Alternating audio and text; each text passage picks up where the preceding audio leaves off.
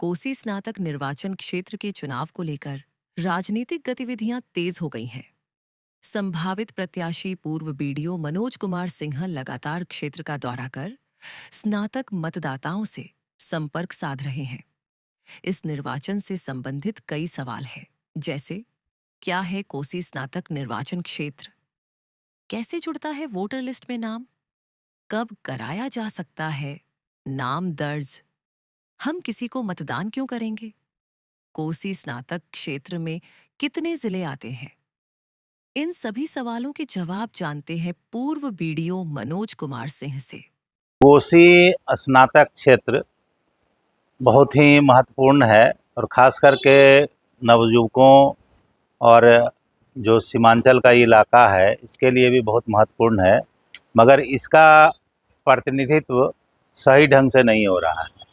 कहने का मतलब है कि इस इलाके की जो समस्या है, रोज़गार का सवाल हो या कोसी क्षेत्र का सवाल हो, बाढ़ की इस तरह से विभीषिका है या बॉर्डर का जो सवाल है सटा हुआ, इन सवालों पर भी कोई सवाल नहीं किया जाता है, न इस पर कोई चर्चा की जाती है। अब देखिएगा, स्नातक सीट में बार बार वोटर लिस्ट समाप्त कर दिया जाता है जब चुनाव होता है तो इस तरह की जन जागरूकता अभियान चलाने की ज़रूरत है और लोगों को बताने की ज़रूरत है कि जिस तरह से आम चुनाव में वोटर होते हैं उसी तरह से इसको भी रहने दिया जाए। ऐसा नहीं है कि बीएलओ जो हैं उनके माध्यम से वोटर लिस्ट में नाम जोड़ने की कार्रवाई होनी चाहिए, इसलिए जन जागरूकता अभियान चलाने की ज़रूरत है और इसी को कर रहे हैं।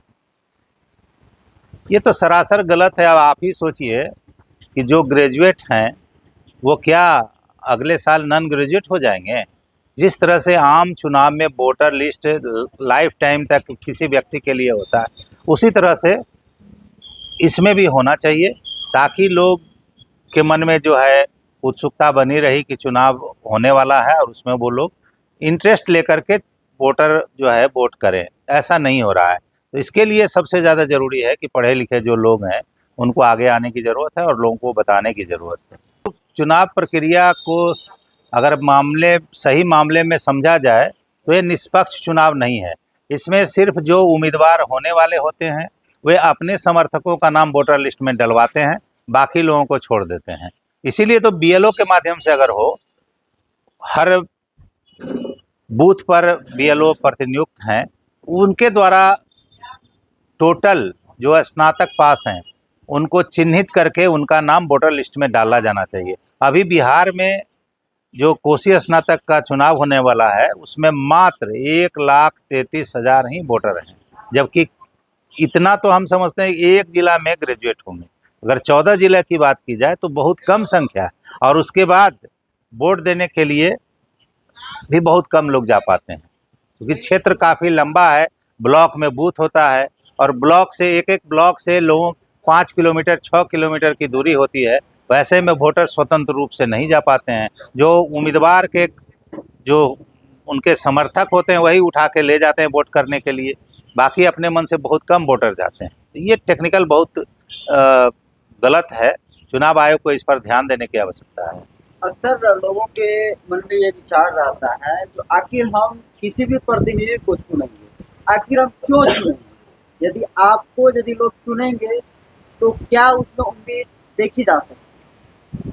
देखिए, सबसे बड़ी बात है कि जो भी उम्मीदवार हैं या होने वाले हैं उनको जनता से जुड़ाव रखना चाहिए, और इसके लिए यह चीज़ समझने की ज़रूरत है कि जो अपने पैसे से चुनाव लड़ेंगे वो चुनाव जीतने के बाद अपना पॉकेट ही भरेंगे, अपना जेब भरेंगे, मगर जो लोगों के सहयोग से बनेंगे वो जनता के बीच में रहेंगे और जनता का काम करेंगे। तो हमारी सोच यही है कि हम लोगों के सहयोग से चुनाव में उम्मीदवारी देंगे, चुनाव लड़ेंगे और चुनाव जीतने के बाद उन्हीं लोगों के बीच में रह कर के काम करेंगे। कोसी स्नातक की बात कर ले तो इसमें कितने जिले और कौन कौन से जिले आते हैं? देखिए, इसमें टोटल 14 जिला है, 7 गंगा के इस पार है, 7 गंगा के उस पार है। इधर सहरसा, मधेपुरा और सुपौल, पूर्णिया, अररिया, किशनगंज और कटिहार गंगा के इस पार हैं। गंगा के उस पार भागलपुर, बांका और भागलपुर का कुछ इलाका जो नौगछिया में पड़ता है, अनुमंडल में पड़ता है वो। उसके बाद उधर चले जाइए तो शेखपुरा, लखीसराय, मुंगेर, जमुई और खगड़िया जिला आता है। यानी कुल 4 कमिश्नरी है और ये चारों कमिश्नरी के जो 14 जिले हैं, इनके मतदाताओं में जो सक्रिय लोग हैं, इनके बीच में कोई तालमेल नहीं होता है। न तो विधायक प्रतिनिधि हर जिले में है, न प्रखंड में, जो कि जनता के सवाल पर जनप्रतिनिधि से मिले और जनप्रतिनिधि उन सवालों को विधान परिषद में उठाएं। ऐसा नहीं हो रहा है। यही करने की जरूरत है और इसके लिए जन जागरूकता अभियान चलाने की सतत आवश्यकता है। इससे पहले वीडियो के पद पे तो उसमें आप रिटायर करके आए हैं इस क्षेत्र में या रिजाइन दे करके आए? नहीं, रिटायर हो करके आए हैं। और वहाँ भी देखिए इसी तरह का काम, वहाँ सेवा, वहाँ जो है हमारा ड्यूटी था कि ये काम करना है, और यहाँ है कि कर्तव्य है। अगर हम पब्लिक के प्रतिनिधि होंगे तो उनके सुख दुख में खड़ा होना पड़ेगा, उनके साथ खड़ा होना पड़ेगा। उसके लिए चाहे लड़ाई लड़नी पड़े या जो करना पड़ेगा तो करेंगे।